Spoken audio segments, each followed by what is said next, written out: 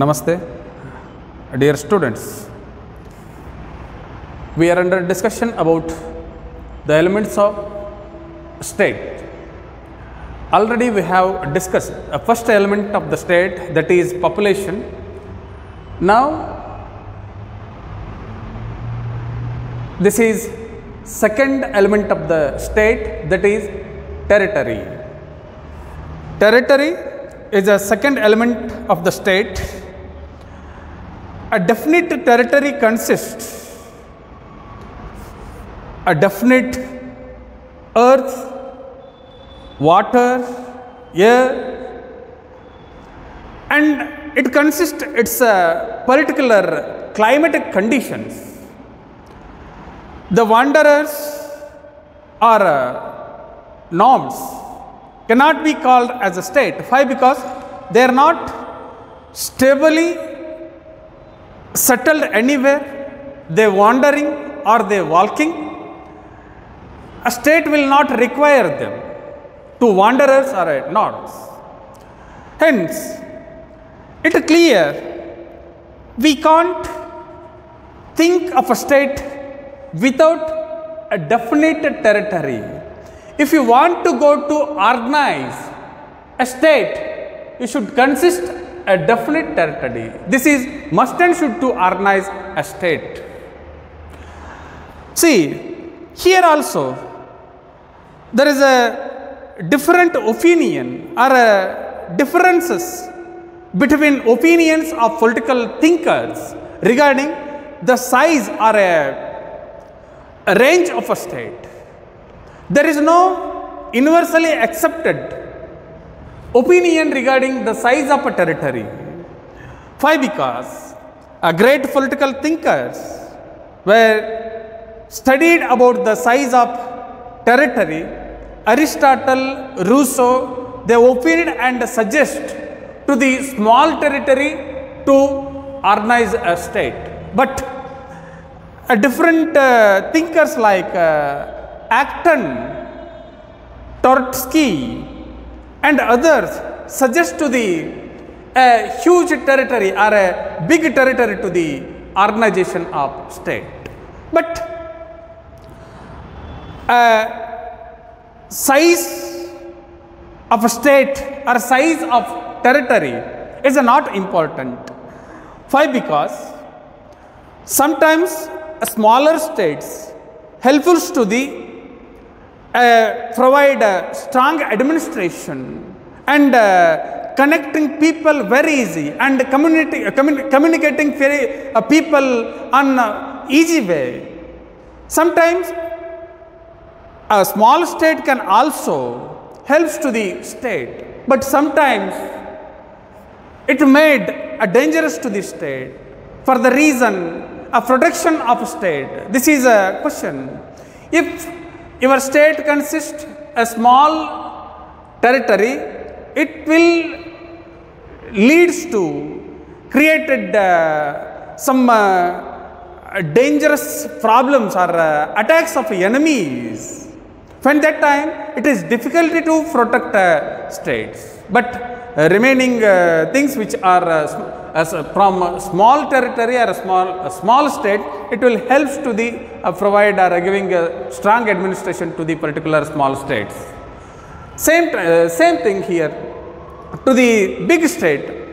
Big state concerning natural resources. If you have a big territory in your state, you may have a large number of availabilities of natural resources. Natural resources can help to the development of the country or a development of the economical conditions of the people of the country, and it helps to the developments. And also, if you have a big state, automatically or obviously you have a large number of population. It helps to the human being resources or human resources. By utilizing human resources, you can build a strong nation. So sometimes if you have a big territory, but there is no natural resources availability, it definitely leads to the anarchy. It definitely leads to the poverty, and it creates many more problems to the people of the state. So, the matter which is not important, small or big, how much your territory consists are included, resources, that much, that much you may making a strong your state, definitely. So for the reason, we have types of territories in current world. Small territories, take for example, Vatican City is a small city, small state. The size of Vatican City is 0.17 square miles only. See, but they are developed. Second, Monaco, the size of Monaco is 0.76 square miles. That is also developed country. Third one, San Marino. This is another smallest country in the world.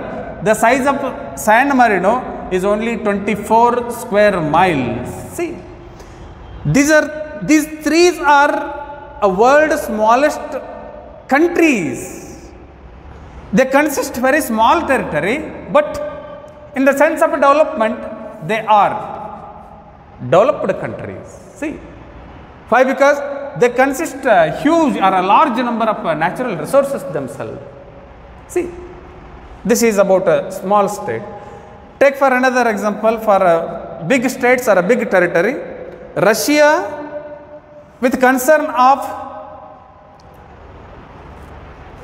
a space or a territory, this is world highest or a largest or a big country. The size of Russia is, it consists 170.75000 square miles. This is world largest country regarding territory. Second one, Canada, 99.8467 square miles kilometer. This is highest country.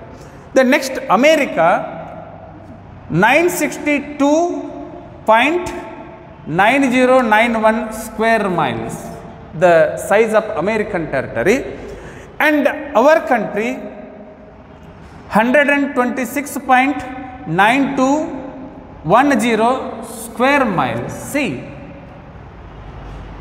this is about 4 biggest countries in the world and its territories. See, Russia, which is one of the developed country before 1950s.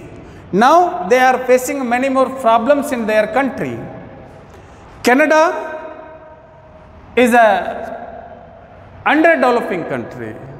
America is a world superpower country.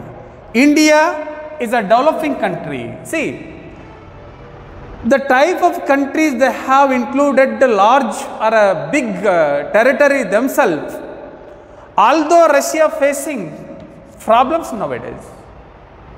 See, what I said already, the size of territory is not important.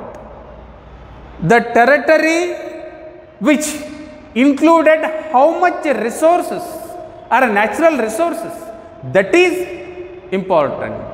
See, if you have big countries but there is no natural resources, it will not help to the country development. It will create it to the problem to the people of the land. So for the reason, the size of countries are not important. The territory of the country, how much a natural resources included, that is most important nowadays. So see, therefore the model state can be established by people with their quality and stable territory with sufficient natural resources. Who can establish a model state? A people can establish a model state. The quality of the people of the state, it will help to maintain capability of the state. If your country have a lots of natural resources, then there is no doubt you will definitely become a stronger in the world. See, so for the reason, the quality and capability and a large number of natural resources are most important regarding the territory of the state. Which state consists a type of quality and capability and natural resources itself, that state definitely become a dominant in the world. See, this is about a second element of the state, that is territory. I hope you will understanding by watching the video the second element of the state, that is territory. ಕನ್ನಡದವರು ರಾಜ್ಯದ ಮೂಲ ಅಂಶಗಳ ಬಗ್ಗೆ ನಾವು ಅಧ್ಯಯನವನ್ನು ಮುಂದುವರಿಸ್ತಾ, ಈಗಾಗಲೇ ಕಳೆದ ಅವಧಿಯಲ್ಲಿ ರಾಜ್ಯದ ಮೂಲ ಅಂಶಗಳಲ್ಲಿ ಮೊದಲನೆಯ ಮೂಲ ಅಂಶ ಅದು ಜನಸಂಖ್ಯೆ, ಅದನ್ನು ಹಿಂದಿನ ಅವಧಿಯಲ್ಲಿ ನಾವು ನೋಡಿರುವಂಥದ್ದು. ಅದಾದ ನಂತರ ಎರಡನೆಯ ರಾಜ್ಯದ ಮೂಲ ಅಂಶ ಅದು ಭೂಪ್ರದೇಶ. ನೋಡ್ರಿ, ರಾಜ್ಯವನ್ನು ರಚನೆ ಮಾಡಲಿಕ್ಕೆ ನಾನು ಕಳೆದ ಅವಧಿಯಲ್ಲಿ ಹೇಳಿದ ಹಾಗೆ ಭೂಪ್ರದೇಶ ಅವಶ್ಯವಾಗಿ ಬೇಕಾಗಿರುವಂತಹ ಮೂಲಭೂತ ಅಂಶ. ಒಂದು ನಿಶ್ಚಿತವಾದಂತಹ ಭೂಪ್ರದೇಶವಿಲ್ಲದೆ ರಾಜ್ಯವನ್ನು ರಚನೆ ಮಾಡಲಿಕ್ಕೆ ಸಾಧ್ಯವಿಲ್ಲ. ರಾಜ್ಯ ರಚನೆ ಆಗಬೇಕಾಗಿತ್ತು ಅಂತಂದರೆ ಅದಕ್ಕೆ ಅದರದೇ ಆದಂತಹ ಒಂದು ನಿರ್ದಿಷ್ಟ ನಿಶ್ಚಿತವಾದಂತಹ ಭೂಪ್ರದೇಶವಿರಬೇಕು, ಅಂದಾಗ ರಾಜ್ಯವನ್ನು ರಚನೆ ಮಾಡಬಹುದು. ನೋಡ್ರಿ, ಇದು ರಾಜ್ಯ ಯಾರಿಗೆ ಅವಶ್ಯಕ ಇಲ್ಲ ಅಂತಂದರೆ ದಾರಿ ಹೋಕರಿಗೆ, ಅಂದ್ರೆ ಸಂಚಾರಿಗಳು ಇರ್ತಾರೆ, ಅವರು ಯಾವುದೇ ಒಂದು ಪ್ರದೇಶದಲ್ಲಿ ನಿಶ್ಚಿತವಾಗಿ ವಾಸವನ್ನು ಮಾಡುವುದಿಲ್ಲ, ಅವರು ಯಾವುದೇ ಪ್ರದೇಶದ ಕಾಯಂ ರಹವಾಸಿಗಳು ಅಲ್ಲ, ಅವರಿಗೆ ರಾಜ್ಯದ ಅವಶ್ಯಕತೆ ಇಲ್ಲ, ಅವರಿಗೆ ರಾಜ್ಯ ಬೇಕಾಗಿಲ್ಲ. ಯಾಕಂದರೆ ಅವರು ಒಂದು ಪ್ರದೇಶದಲ್ಲಿ ನಿಶ್ಚಿತವಾಗಿ ನೆಲೆಯೂರುವುದಿಲ್ಲ, ನಿರ್ದಿಷ್ಟವಾಗಿ ವಾಸವನ್ನು ಮಾಡುವುದಿಲ್ಲ, ಅದಕ್ಕೆ ಅವರಿಗೆ ರಾಜ್ಯದ ಅವಶ್ಯಕತೆ ಇರುವುದಿಲ್ಲ. ಆದರೆ ಉಳಿದಂತಹ ನಾವು ಮತ್ತು ನೀವೆಲ್ಲರೂ ಒಂದು ರಾಷ್ಟ್ರದ ಪ್ರಜೆಗಳಾಗಿ ಒಂದೊಂದು ರಾಜ್ಯಗಳಲ್ಲಿ ವಾಸವನ್ನು ಮಾಡ್ತಾ ಒಂದು ರಾಷ್ಟ್ರದ ಕಾಯಂ ಸದಸ್ಯರು, ಪೌರರು ಅಂತ ಹೇಳಿ ಕರೆಸಿಕೊಂಡ ಮೇಲೆ ನಮಗೆ ಒಂದು ನಿರ್ದಿಷ್ಟವಾದ ನಿಶ್ಚಿತವಾದಂತಹ ಭೂಪ್ರದೇಶ ಅವಶ್ಯಕತೆ ಇರುವುದು. ಆ ಭೂಪ್ರದೇಶ ಇದ್ದಾಗ ಮಾತ್ರ ನಾವೆಲ್ಲರೂ ರಾಜ್ಯವನ್ನು ರಚನೆ ಮಾಡಲಿಕ್ಕೆ ಸಾಧ್ಯ, ಆ ರಾಜ್ಯದಲ್ಲಿ ನಾವು ವಾಸವನ್ನು ಮಾಡಲಿಕ್ಕೆ ಸಾಧ್ಯ. ಇಲ್ಲಿ ಒಂದು ಪ್ರಶ್ನೆ ಬಂತು, ಏನು ಅಂತಂದರೆ, ಹೌದು ರಾಜ್ಯವನ್ನು ರಚನೆ ಮಾಡ್ತೀರಿ, ಆ ರಾಜ್ಯವನ್ನು ರಚನೆ ಮಾಡಲಿಕ್ಕೆ ಭೂಪ್ರದೇಶ ಎಷ್ಟಿರಬೇಕು? ನೋಡ್ರಿ, ಈ ಪ್ರಶ್ನೆಗೆ ರಾಜ್ಯಶಾಸ್ತ್ರದಲ್ಲಿ ಒಂದು ಸರಿಯಾದಂತಹ ಏಕಾಭಿಪ್ರಾಯ ವ್ಯಕ್ತವಾಗಲಿಲ್ಲ. ಕಾರಣ ಏನು ಅಂತಂದರೆ, ಅರಿಸ್ಟಾಟಲ್ ಮತ್ತು ರೂಸೋ ರಾಜ್ಯವನ್ನು ರಚನೆ ಮಾಡಲಿಕ್ಕೆ ಚಿಕ್ಕ ಭೂಪ್ರದೇಶ ಇರಬೇಕು ಅಂತ ಹೇಳಿ ಕರೆದರು, ಅದು ಒಳ್ಳೆಯದು ಅಂತ ಹೇಳಿ ಅಂತಂದರು. ಆದರೆ ಆಕ್ಟನ್ ಮತ್ತು ಟೋಲ್ಟಸ್ಕಿ ರಾಜ್ಯವನ್ನು ರಚನೆ ಮಾಡಲಿಕ್ಕೆ ಬೃಹತ್ ಭೂಪ್ರದೇಶ ಇರಬೇಕು ಅಂತ ಹೇಳಿ ಅಂತಂದರು. ಅಂದರೆ ರಾಜ್ಯಶಾಸ್ತ್ರಜ್ಞರಲ್ಲಿ ರಾಜ್ಯವನ್ನು ರಚನೆ ಮಾಡುವಂತಹ ಎರಡನೆಯ ಮೂಲಾಂಶ ಭೂಪ್ರದೇಶ, ಇದರ ಗಾತ್ರ ಎಷ್ಟಿರಬೇಕು ಅನ್ನುವುದರ ಬಗ್ಗೆ ದ್ವಂದ್ವಾತ್ಮಕ ಅಭಿಪ್ರಾಯಗಳು ಇರುವುದುಂಟು. ಆದರೆ ಇವರ ವ್ಯಾಖ್ಯಾನವನ್ನು ಬಿಟ್ಟು ನಾವು ರಾಜ್ಯವನ್ನು ರಚನೆ ಮಾಡಲಿಕ್ಕೆ ಭೂಪ್ರದೇಶ ಎಷ್ಟಿರಬೇಕು ಅಂತ ಹೇಳಿ ಕೇಳಿದರೆ, ಹೇಗಿರಬೇಕು ಅಂತ ಹೇಳಿ ಕೇಳಿದರೆ, ಒಂದು ಭೂಪ್ರದೇಶ ರಾಜ್ಯ ರಚಿಸುವ ಸಲುವಾಗಿ ಅದು ಚಿಕ್ಕದಾಗಿದೆಯೋ ಅಥವಾ ಬೃಹತ್ ಭೂಪ್ರದೇಶವಾಗಿದೆಯೋ ಇದು ಮುಖ್ಯವಲ್ಲ. ಆ ಭೂಪ್ರದೇಶ ಒಳಗೊಂಡಿರುವಂತಹ ನೈಸರ್ಗಿಕ ಸಂಪನ್ಮೂಲಗಳು ಎಷ್ಟಿವೆಯೋ ಅದು ಬಹಳ ಮುಖ್ಯ. ನೈಸರ್ಗಿಕ ಸಂಪನ್ಮೂಲಗಳು ಹೇರಳವಾಗಿ ದೊರೆಯುವಂತಹ ಭೂಪ್ರದೇಶದಲ್ಲಿ ರಾಜ್ಯವನ್ನು ರಚನೆ ಮಾಡಿದರೆ ರಾಜ್ಯವು ಶೀಘ್ರವಾಗಿ ಅಭಿವೃದ್ಧಿ ಹೊಂದಲಿಕ್ಕೆ ಸಾಧ್ಯ ಮತ್ತು ಶೀಘ್ರ ಸಮಸ್ಯೆಗಳ ಪರಿಹಾರವನ್ನು ಕಂಡುಕೊಳ್ಳಲಿಕ್ಕೆ ಸಾಧ್ಯ. ಹಾಗಾದರೆ ಈ ಎರಡು ರಾಜಕೀಯ ಚಿಂತಕರು ಚಿಕ್ಕ ಭೂಪ್ರದೇಶದ ಬಗ್ಗೆ ಇಬ್ಬರು ಮಾತನಾಡ್ತಾರೆ, ಬೃಹತ್ ಭೂಪ್ರದೇಶದ ಬಗ್ಗೆ ಇಬ್ಬರು ಮಾತನಾಡ್ತಾರೆ. ಚಿಕ್ಕ ಭೂಪ್ರದೇಶವಿದ್ದರೆ ಏನು ಒಳ್ಳೆಯದು ಏನು ಅನುಕೂಲ ಅಂತ ಹೇಳಿ ಕೇಳಿದರೆ, ಪರಿಣಾಮಕಾರಿಯಾದಂತಹ ಆಡಳಿತವನ್ನು ಜನರಿಗೆ ಸಲ್ಲಿಸಬಹುದು, ತಲುಪಿಸಬಹುದು ಮತ್ತು ಜನರನ್ನು ಶೀಘ್ರವಾಗಿ ಸಂಪರ್ಕಿಸಬಹುದು, ಆಡಳಿತ ವ್ಯವಸ್ಥೆಯನ್ನು ಉತ್ತಮವಾಗಿ ನಿರ್ವಹಿಸಬಹುದು. ಎಲ್ಲೇ ಚಿಕ್ಕ ಭೂಪ್ರದೇಶವಿದ್ದಲ್ಲಿ. ಅದರ ಕೆಲವು ಸಂದರ್ಭದಲ್ಲಿ ಇದು ಒಂದು ತೊಂದರೆಯಿಂದ ಬಳಲಬಹುದು. ಏನು ಅಂತಂದರೆ, ಬೃಹತ್ ರಾಜ್ಯಗಳು ಚಿಕ್ಕ ರಾಜ್ಯದ ಮೇಲೆ ಆಕ್ರಮಣವನ್ನು ಮಾಡಿದಾಗ ಇವು ತಮ್ಮನ್ನು ತಾವು ರಕ್ಷಣೆ ಮಾಡಿಕೊಳ್ಳುವಲ್ಲಿ ವೈಫಲ್ಯ ಹೊಂದಬಹುದು. ಇದು ಒಂದು ಸಮಸ್ಯೆ ಇರುವುದುಂಟು. ಈ ಜಗತ್ತಿನ ಮೇಲೆ ಚಿಕ್ಕ ರಾಜ್ಯಗಳು, ರಾಷ್ಟ್ರಗಳು ನಿರ್ಮಾಣವಾಗಿರುವಂಥದ್ದು. ವ್ಯಾಟಿಕನ್ ಸಿಟಿ ಇದು ಜಗತ್ತಿನ ಅತ್ಯಂತ ಚಿಕ್ಕ ರಾಷ್ಟ್ರ. ಇದರ ಗಾತ್ರ ಎಷ್ಟು ಅಂತಂದರೆ 0.17 ಸ್ಕ್ವೇರ್ ಮೈಲ್ಸ್ ಅಷ್ಟೇ.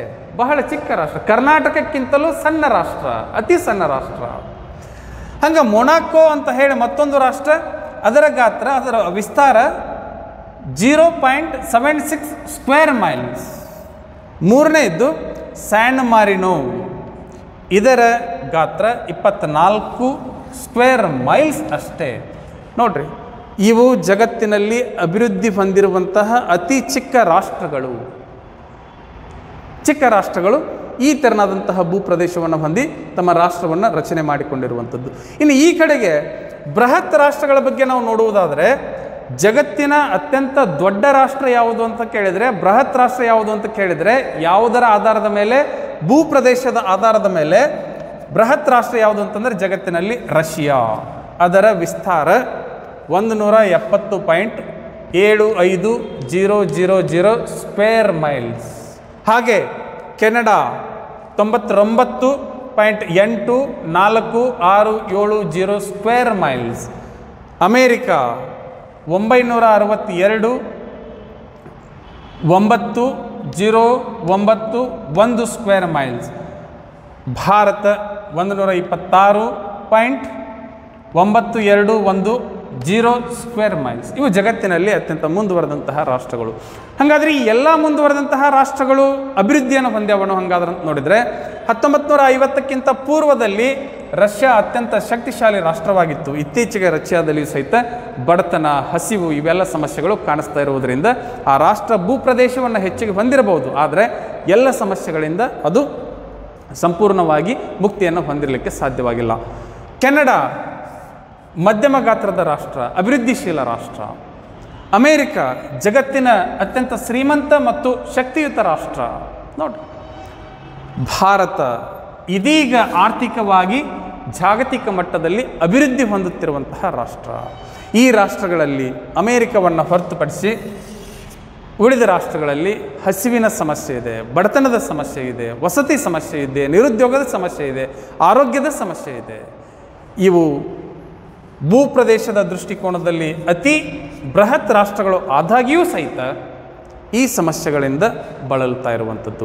ಅದಕ್ಕೆ ರಾಜ್ಯಶಾಸ್ತ್ರಜ್ಞರು ಏನು ಅಭಿಪ್ರಾಯವನ್ನು ವ್ಯಕ್ತಪಡಿಸಿದರು ಅಂತಂದರೆ, ನೀವು ಒಂದು ಆದರ್ಶ ರಾಜ್ಯವನ್ನು ಕಟ್ಟಬೇಕು ಆಗಿತ್ತು ಅಂತಂದರೆ ನಿಮ್ಮ ಭೂಪ್ರದೇಶ ಅದಕ್ಕೆ ಮುಖ್ಯವಾಗಿರುವುದೇ ಇಲ್ಲ. ನಿಮ್ಮ ಭೂಪ್ರದೇಶ ಒಳಗೊಂಡಿರುವಂತಹ ನೈಸರ್ಗಿಕ ಸಂಪನ್ಮೂಲಗಳು ನಿಮ್ಮ ರಾಜ್ಯದ ಅಂತಸ್ತನ್ನು, ಸ್ವಾಯತ್ತತೆಯನ್ನು ಅವು ನಿರ್ಧಾರ ಮಾಡ್ತವೆ. ಯಾವ ರಾಷ್ಟ್ರದ ಭೂಪ್ರದೇಶ ಒಳ್ಳೆಯ ಗುಣಾತ್ಮಕ ಪ್ರಜೆಗಳನ್ನು ಮತ್ತು ಶ್ರಮಿಜೀವಿಗಳನ್ನು ಒಳಗೊಂಡಿದೆಯೋ ಮತ್ತು ಅಲ್ಲಿ ನೈಸರ್ಗಿಕ ಸಂಪನ್ಮೂಲಗಳು ಹೇರಳವಾಗಿ ದೊರೆತಾ ಇವೆಯೋ ಆ ರಾಷ್ಟ್ರ ಖಂಡಿತವಾಗಿಯೂ ಮುಂದುವರಿಯುವಂತಹ ರಾಷ್ಟ್ರ. ಅದಕ್ಕೆ ನಾವು ಭೂಪ್ರದೇಶ ರಾಜ್ಯದ ಎರಡನೆಯ ಮೂಲ ಅಂಶ ಅಂತ ಹೇಳಿ ಕರಿತೀವಿ. ಯಾವುದು ಒಳ್ಳೆಯ ಭೂಪ್ರದೇಶ ಅಂತಂದರೆ ಚಿಕ್ಕದೂ ಒಳ್ಳೆಯದಲ್ಲ, ದೊಡ್ಡದೂ ಒಳ್ಳೆಯದಲ್ಲ. ಆ ಭೂಪ್ರದೇಶ ಹೊಂದಿದ ನೈಸರ್ಗಿಕ ಸಂಪನ್ಮೂಲಗಳೇ ಭೂಪ್ರದೇಶದ ಒಳ್ಳೆಯ ಮತ್ತು ಕೆಟ್ಟ ಸ್ಥಾನಮಾನಗಳನ್ನು ನಿರ್ಧಾರ ಮಾಡುವಂತಹ ನಿರ್ಣಾಯಕ ಅಂಶಗಳಾಗ್ತವೆ. ಅದಕ್ಕೆ ಭೂಪ್ರದೇಶವಿಲ್ಲದೆ ರಾಜ್ಯವನ್ನು ರಚನೆ ಮಾಡಲಿಕ್ಕೆ ಸಾಧ್ಯವಾಗುವುದಿಲ್ಲ. ಭೂಪ್ರದೇಶವೇ, ನಿಶ್ಚಿತವಾದಂತಹ ಭೂಪ್ರದೇಶವೇ ರಾಜ್ಯ ರಚನೆಯ ಮೂಲ ಅಂಶ. ಅದಕ್ಕೆ ಇದನ್ನು ಎರಡನೆಯ ರಾಜ್ಯದ ಮೂಲ ಅಂಶ ಅಂತ ಹೇಳಿ ಕರಿತೀವಿ ನಾವು. ಇದು ರಾಜ್ಯದ ಎರಡನೆಯ ಮೂಲ ಅಂಶ. ಇದನ್ನು ನಾವು ಚೆನ್ನಾಗಿ ಓದಬೇಕು, ತಿಳಿದುಕೊಳ್ಳಬೇಕು. ನಿಮಗೆ ಏನಾದರೂ ಸಮಸ್ಯೆಗಳು ಇದ್ದರೆ ಮತ್ತೆ ನನ್ನನ್ನು ಪ್ರಶ್ನೆಯನ್ನು ಕೇಳಬಹುದು. ಇನ್ನು ಎರಡನೆಯ ಮೂಲಭೂತ ಅಂಶ ಆದ ಮೇಲೆ ಮೂರನೆಯ ಮೂಲಭೂತ ಅಂಶ ಅದು ಸರ್ಕಾರ. C, after completion of discussion about the second element of the state, now here third element of the state, that is government. See, government is a mechanism of the state without which a state become meaningless. Population and territory, it is not enough to organize a state. It should consist a third very important organ, that is government. This is essential one, requirable one, needful one, for the reason to maintain whole state, to control whole state.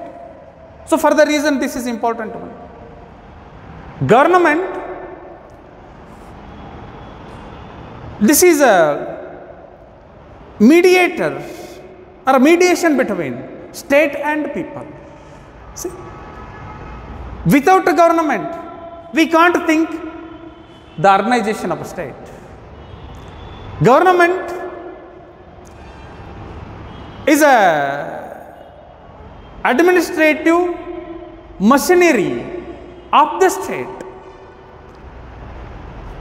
It controls and maintains law and order in the state. It gives us a service to the people. It confers social security to the people. It protects people from the outsiders or infiltrators. It maintains justice. It maintains peace. It maintains brotherhoodness.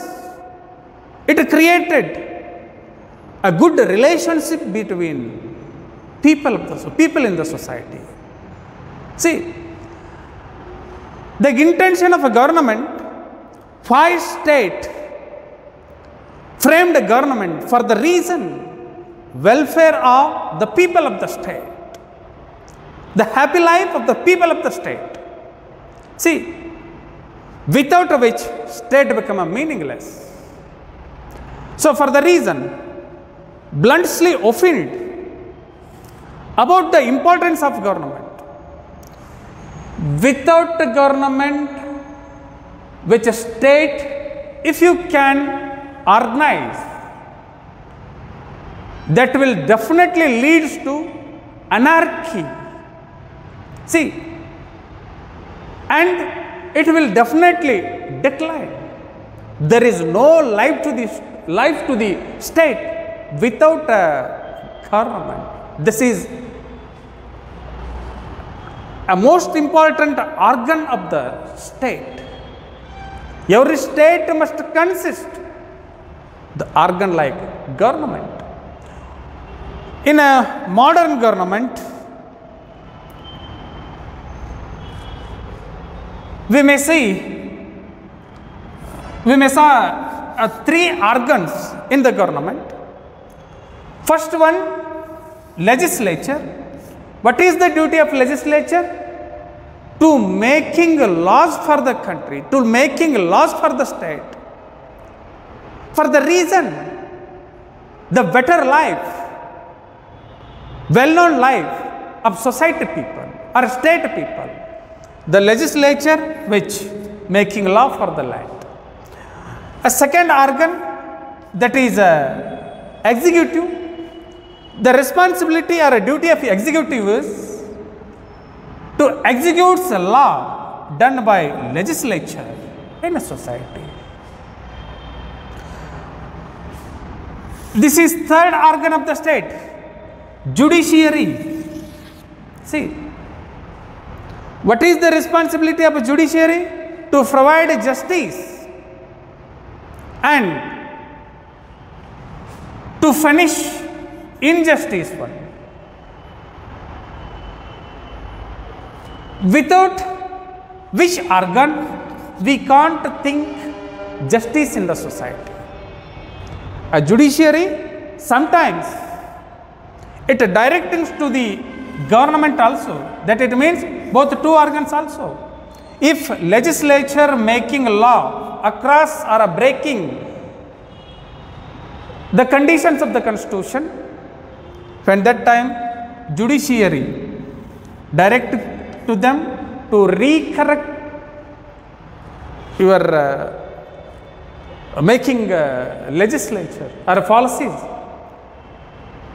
See, these three are organs of the government, which are legislature, executive and judiciary. See, we have types of governmental systems or methods of governmental systems. Sometimes we have democratic system of government, monarchical system of government, system of communism, system of dictatorial. See, they are type of governments. Here, a type or models are not important. Important thing is the government only. If you have established any type of or any form of government yourself, but the responsibility of a government should be to serve people in the state. See, the model or a type of a government is not important. The functions of the government is important. See, this is third organ, government. This is one of the important organ to the state, without which state can't do anything. State can't provide any service. This is mediator between state and people of the state. So, if you are taking any benefits, any service from your state, that organ which only provide you, that is government. That is government. So, this is about third organ of the state. Okay? So, please keep in your mind. Now, we are completed three organs. First one population, second one territory, third one government. We have another one organ, that is sovereign power. We will see in next class. Okay? Thank you. ರಾಜ್ಯದ ಮೂಲಾಂಶಗಳ ಬಗ್ಗೆ ನಾವು ಅಧ್ಯಯನವನ್ನು ಮಾಡ್ತಾ ಇರುವಂಥದ್ದು. ಈಗಾಗಲೇ ಒಂದನೆಯ ಮೂಲಾಂಶ ಜನಸಂಖ್ಯೆ, ಎರಡನೆಯ ಮೂಲಾಂಶ ಭೂಪ್ರದೇಶ, ಈಗ ಹೊಸ ಮತ್ತೊಂದು ರಾಜ್ಯದ ಮೂಲಾಂಶ, ಅದು ಮೂರನೆಯ ಮೂಲಾಂಶ ಸರ್ಕಾರ ಅಂತ ಹೇಳಿ. ನೋಡಿ, ರಾಜ್ಯಕ್ಕೆ ಬಹುಮುಖ್ಯವಾಗಿ ಬೇಕಾಗಿರುವಂತಹ ಮೂಲ ಅಂಶ ಏನು ಅಂತಂದರೆ ಅದು ಸರ್ಕಾರ. ಸರ್ಕಾರವಿಲ್ಲದೆ ರಾಜ್ಯವನ್ನು ರಚನೆ ಮಾಡಲಿಕ್ಕೆ ಬರುವುದಿಲ್ಲ. ಯಾಕಂದರೆ ರಾಜ್ಯ ತನ್ನ ಎಲ್ಲ ಸೇವೆಗಳನ್ನು ಜನರಿಗೆ ತಲುಪಿಸುವುದು ಯಾವ ಮಾರ್ಗದ ಮೂಲಕ ಅಂತಂದರೆ ತನ್ನ ಮಧ್ಯವರ್ತಿಯಾದ ಸರ್ಕಾರದ ಮೂಲಕ. ಈ ಸರ್ಕಾರ ಇಲ್ಲದೆ ಹೋದರೆ ರಾಜ್ಯ ನೇರವಾಗಿ ನಿಮಗೆ ಸೇವೆಯನ್ನು ಮಾಡಲಿಕ್ಕೆ ಬರುವುದಿಲ್ಲ, ಸೇವೆಯನ್ನು ಸಲ್ಲಿಸಲಿಕ್ಕೆ ಆಗುವುದಿಲ್ಲ. ಅದಕ್ಕೆ ಸರ್ಕಾರವಿಲ್ಲದ ರಾಜ್ಯ ಅರ್ಥಹೀನ ಅಂತ ಹೇಳಿ ಕರೀತಾರೆ. ರಾಜ್ಯಕ್ಕೆ ಅರ್ಥ ಬರಬೇಕಾಗಿತ್ತು ಅಂತಂದರೆ ಅದರಲ್ಲಿ ಸರ್ಕಾರ ಇರಲೇಬೇಕು. ಸರ್ಕಾರವೇ ನಮ್ಮ ಎಲ್ಲ ಸೇವೆಯನ್ನು ಮಾಡ್ತಾ ಇರುವಂಥದ್ದು. ರಾಜ್ಯ ತನ್ನ ನಿಯೋಗಿಯನ್ನಾಗಿ ಸರ್ಕಾರವನ್ನು ನೇಮಕ ಮಾಡಿಕೊಂಡಿರುವಂಥದ್ದು. ಆ ನಿಯೋಗಿಯ ಮೂಲಕ ತನ್ನ ಜನರ ಕಲ್ಯಾಣವನ್ನು ಬಯಸ್ತಾ ಇರುವಂಥದ್ದು. ಈ ಸರ್ಕಾರ ಅಂತಿಮವಾಗಿ ಯಾವ ಗುರಿ ಉದ್ದೇಶದ ಆಧಾರದ ಮೇಲೆ ರಚನೆಯಾಗಿರುತ್ತೆ ಅಂತಂದರೆ ಜನತಾ ಕಲ್ಯಾಣದ ಗುರಿಯನ್ನು ಇಟ್ಟುಕೊಂಡು ರಚನೆಯಾಗಿರುತ್ತೆ. ನೋಡ್ರಿ, ಒಂದು ಭೂಪ್ರದೇಶ, ಇನ್ನೊಂದು ಜನಸಂಖ್ಯೆ, ಅವಷ್ಟೇ ಇದ್ದರೆ ರಾಜ್ಯವನ್ನು ರಚನೆ ಮಾಡಲಿಕ್ಕೆ ಬರುವುದಿಲ್ಲ. ಆ ನಿಶ್ಚಿತ ಭೂಪ್ರದೇಶದಲ್ಲಿ ವಾಸ ಮಾಡುವ ಜನರ ಕಲ್ಯಾಣವನ್ನು ಬಯಸಲಿಕ್ಕೆ ಒಂದು ಮುಖ್ಯವಾದಂತಹ ಅಂಗ ಇರಬೇಕು. ಅದಕ್ಕೆ ಸರ್ಕಾರ ಅಂತ ಹೇಳಿ ಕರೀತಾರೆ. ಈ ಸರ್ಕಾರ ತನ್ನ ಭೂಪ್ರದೇಶದ ವ್ಯಾಪ್ತಿಯ ಜನರ ಕಲ್ಯಾಣವನ್ನು ಬಯಸುವಂತಹ ಕಾರ್ಯವನ್ನು ಇದು ನಿರ್ವಹಣೆ ಮಾಡುತ್ತೆ. ಅದಕ್ಕೆ ಬ್ಲಂಟ್ಸ್ಲಿ ಅವರು ಹೇಳ್ತಾರೆ, ಸರ್ಕಾರವಿಲ್ಲದ ರಾಜ್ಯ ಅದು ಅರಾಜಕತೆಯ ವ್ಯವಸ್ಥೆ, ಅದಕ್ಕೆ ಭವಿಷ್ಯವಿಲ್ಲ, ಅದು ಬಿದ್ದು ಹೋಗುತ್ತದೆ ಅಂತ ಹೇಳ್ತಾರೆ. ನಿಮ್ಮ ರಾಜ್ಯ ಸತತವಾಗಿ ಮುಂದುವರಿಬೇಕು ಅಂತಂದರೆ, ಅದು ಜೀವಂತವಾಗಿರಬೇಕು ಅಂತಂದರೆ, ಆ ರಾಜ್ಯವನ್ನು ಮುನ್ನಡೆಸುವ ನಿಯೋಗಿ ಸರ್ಕಾರ ಇದು ಇರಲೇಬೇಕು. ಸರ್ಕಾರ ಇಲ್ಲದೆ ಹೋದರೆ ಆ ರಾಜ್ಯ ಅರಾಜಕತೆಯ ಗೂಡಾಗುತ್ತೆ. ಸರ್ಕಾರದ ಮೂಲ ಉದ್ದೇಶ ಏನು ಅಂತಂದರೆ, ಕಾನೂನುಗಳನ್ನು ರಚನೆ ಮಾಡುವುದರ ಮೂಲಕ ರಾಜ್ಯದ ಜನರಲ್ಲಿ ಒಂದು ವ್ಯವಸ್ಥಿತವಾದಂತಹ ಜೀವನ ಕ್ರಮವನ್ನು ಮುನ್ನಡೆಯುವ ಹಾಗೆ ನೋಡಿಕೊಳ್ಳುವಂತಹ ಜವಾಬ್ದಾರಿಯನ್ನು ಹೊತ್ತುಕೊಂಡಿರುವಂಥದ್ದು. ನೋಡ್ರಿ, ರಾಜ್ಯದಲ್ಲಿ ಕಾನೂನಿನ ಸುವ್ಯವಸ್ಥೆಯನ್ನು ಜಾರಿಗೆ ತರುವುದು ಯಾವುದು ಅಂತಂದರೆ ಅದು ಸರ್ಕಾರ. ಅಂತಹ ಸರ್ಕಾರ ರಾಜ್ಯಕ್ಕೆ ಇರಲೇಬೇಕು. ಇಂದು ಆಧುನಿಕ ಸರ್ಕಾರಗಳು ಅವು ಪ್ರಮುಖವಾಗಿ 3 ಅಂಗಗಳನ್ನು ಒಳಗೊಂಡಂತೆ ರಚನೆಯಾಗಿರುವಂಥದ್ದು. ಏನೇನು ಆ ಅಂಗಗಳು ಅಂತ ಕೇಳಿದರೆ, 1ನೇ ಅಂಗ ಶಾಸಕಾಂಗ. ಇದರ ಕಾರ್ಯ ಏನು ಅಂತ ಕೇಳಿದರೆ, ರಾಜ್ಯದ ಜನರ ಒಳಿತಿಗಾಗಿ ಶಾಸನಗಳನ್ನು ರೂಪಿಸುವುದು ಶಾಸಕಾಂಗದ ಕೆಲಸ. 2ನೆಯ ಅಂಗ ಯಾವುದು ಅಂತಂದರೆ ಕಾರ್ಯಾಂಗ. ಶಾಸಕಾಂಗ ರಚಿಸಿದ ಶಾಸನಗಳನ್ನು ಕಾರ್ಯರೂಪಕ್ಕೆ ತರುವುದು ಕಾರ್ಯಾಂಗದ ಕೆಲಸ. ಜನರ ಬೇಕು ಬೇಡಿಕೆಗಳನ್ನು ಈಡೇರಿಸುವ ಸಂಬಂಧ ಶಾಸಕಾಂಗ ರಚಿಸಿದಂತಹ ಶಾಸನಗಳನ್ನು ಕಾರ್ಯರೂಪಕ್ಕೆ ತರುವಂತಹ ಅಂಗವೇ ಯಾವುದು ಅಂತಂದರೆ ಕಾರ್ಯಾಂಗ.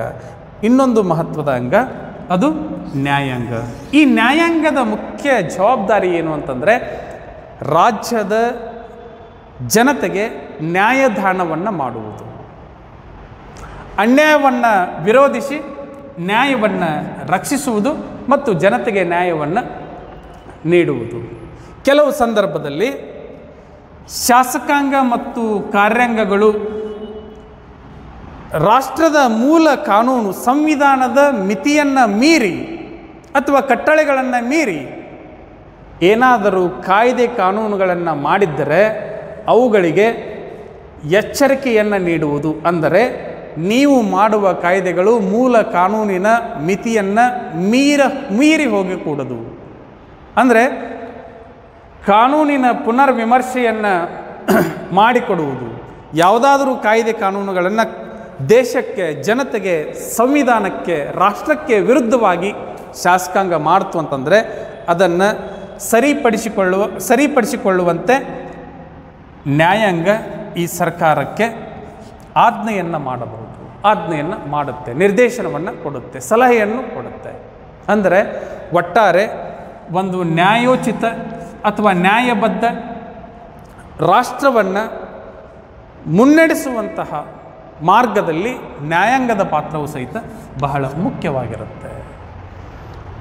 ಶಾಸಕಾಂಗ, ಕಾರ್ಯಾಂಗ, ನ್ಯಾಯಾಂಗ ಇವು ಸರ್ಕಾರದ 3 ಪ್ರಮುಖ ಅಂಗಗಳು. ನೋಡ್ರಿ, ನಾವು ಹಲವಾರು ಬಗೆಯಾದಂತಹ ಸರ್ಕಾರಗಳನ್ನು ಹೊಂದಿರ್ತೀವಿ. ಸರ್ಕಾರದ ಪದ್ಧತಿಯನ್ನು ಒಳಗೊಂಡಿರುತ್ತೆ. ಪ್ರಜಾಸತ್ತಾತ್ಮಕ ಸರ್ಕಾರಗಳು ಅಂತ ಹೇಳಿ ಕರಿತೀವಿ, ರಾಜಪ್ರಭುತ್ವ ಸರ್ಕಾರಗಳು ಅಂತ ಹೇಳಿ ಕರಿತೀವಿ, ಸಮಾಜವಾದಿ ಸರ್ಕಾರಗಳು ಅಂತ ಹೇಳಿ ಕರಿತೀವಿ, ನಿರಂಕುಶ ಸರ್ಕಾರಗಳು ಅಂತ ಹೇಳಿ ಕರಿತೀವಿ. ಅದರ ಪದ್ಧತಿ ನಮಗೆ ಮುಖ್ಯವಲ್ಲ, ಸರ್ಕಾರ ಯಾವ ಪದ್ಧತಿಯದ್ದಾದರೂ ಇರಬಹುದು, ಆದರೆ ನಮಗೆ ಸರ್ಕಾರ ಮಾಡುವ ಸೇವೆ ಮುಖ್ಯವೇ ವಿನಃ ಅದರ ಪದ್ಧತಿ ಮುಖ್ಯವಲ್ಲ. ಅದು ಸಮಾಜವಾದಿ ಸರ್ಕಾರ ಆದ್ರೂ ಆಗಿರಬಹುದು, ಆದರೆ ಅದು ಜನರನ್ನು ಹೇಗೆ ಸೇವೆಗೈಯುವುದೋ ಅದು ನಮಗೆ ಬಹಳ ಮುಖ್ಯ. ಅಂತಹ ಸರ್ಕಾರ ನಮಗೆ ಬಹಳ ಮುಖ್ಯ. ಪದ್ಧತಿಗಳು ವಿಭಿನ್ನವಾಗಿರಬಹುದು. ಅರ್ಥ ಆಯ್ತು? ಹೀಗೆ ರಾಜ್ಯವನ್ನು ರಚನೆ ಮಾಡುವಂತಹ ಸಂದರ್ಭದಲ್ಲಿ ರಾಜ್ಯದ 3ನೆಯ ಮೂಲ ಆಧಾರವಾಗಿ ಸರ್ಕಾರ ತನ್ನ ಮಹತ್ವವನ್ನು ಇಲ್ಲಿ ಪಡೆದುಕೊಳ್ಳುತ್ತೆ. ಸರ್ಕಾರವಿಲ್ಲದೆ ರಾಜ್ಯವನ್ನು ರಚನೆ ಮಾಡಲಿಕ್ಕೆ ಬರುವುದಿಲ್ಲ. ರಚನೆ ಮಾಡಿದರೂ ಅದು ಮುಂದುವರಿಯಲಿಕ್ಕೆ ಸಾಧ್ಯವಿಲ್ಲ. ಸರ್ಕಾರ ರಾಜ್ಯದ ಮಧ್ಯವರ್ತಿಯಾಗಿ ಅಥವಾ ನಿಯೋಗಿಯಾಗಿ ಜನರ ಮತ್ತು ರಾಜ್ಯದ ನಡುವೆ ಸಂಪರ್ಕವನ್ನು ಏರ್ಪಡಿಸಿ ರಾಜ್ಯವನ್ನು ಸುಭಿಕ್ಷಗೊಳಿಸುವ, ರಾಜ್ಯವನ್ನು ಅಭಿವೃದ್ಧಿಗೊಳಿಸುವ ಉದ್ದೇಶದಿಂದ ಜನತೆಯ ಸೇವೆಯನ್ನು ಗೈಯುವಂಥದ್ದು. ಇನ್ನು ನಾಲ್ಕನೆಯ ಮುಖ್ಯ ಅಂಶ, ಅದಕ್ಕೆ ಪರಮಾಧಿಕಾರ ಅಂತ ಹೇಳಿ ಕರಿತೀವಿ. ಈ ಪರಮಾಧಿಕಾರ ಅಂದರೆ ಏನು, ಇದು ಹೇಗಿರುತ್ತೆ, ಇದರ ಬಗ್ಗೆ ಮುಂದಿನ ಅವಧಿಯಲ್ಲಿ ನಾವು ಚಿಂತನೆಯನ್ನು ಮಾಡೋಣ, ಚರ್ಚೆಯನ್ನು ಮಾಡೋಣ.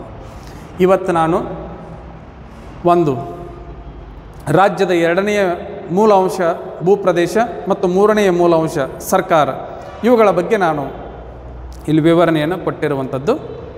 ಇನ್ನು ಮುಂದಿನ ಅವಧಿಯಲ್ಲಿ ರಾಜ್ಯದ ಕೊನೆಯ ಅಂದರೆ ನಾಲ್ಕನೆಯ ಮೂಲಭೂತ ಅಂಶ ಅದು ಪರಮಾಧಿಕಾರ, ಅದನ್ನು ಮುಂದಿನ ಅವಧಿಯಲ್ಲಿ ಚರ್ಚೆ ಮಾಡೋಣ ಅಂತ ಹೇಳ್ತಾ ಈ ಅವಧಿಯಲ್ಲಿ ಇಷ್ಟು ವಿಷಯಗಳನ್ನು ಚರ್ಚೆ ಮಾಡಿದ್ದುಂಟು. ಇದರಲ್ಲಿ ನಿಮಗೇನಾದರೂ ಸಮಸ್ಯೆ ಉಂಟಾದರೆ ನನಗೆ ನೀವು ಮತ್ತೆ ಪ್ರಶ್ನೆಯನ್ನು ಮಾಡಬಹುದು, ನಾನು ಅದಕ್ಕೆ ಉತ್ತರವನ್ನು ಕೊಡಲಿಕ್ಕೆ ತಯಾರಿದ್ದೇನೆ. ಓಕೆ, ಸರಿ. ಇಂದಿನ ಅವಧಿಯನ್ನು ಈ ವಿಷಯಗಳ ಜೊತೆಗೆ ಮುಗಿಸ್ತಾ ಮುಂದಿನ ಅವಧಿಯಲ್ಲಿ ಮತ್ತೆ ನಾನು ಮುಂದಿನ ವಿಷಯದ ಜೊತೆಗೆ ತಮ್ಮೆದುರಿಗೆ ಬರ್ತೇನೆ. ನಮಸ್ಕಾರ, ಧನ್ಯವಾದಗಳು.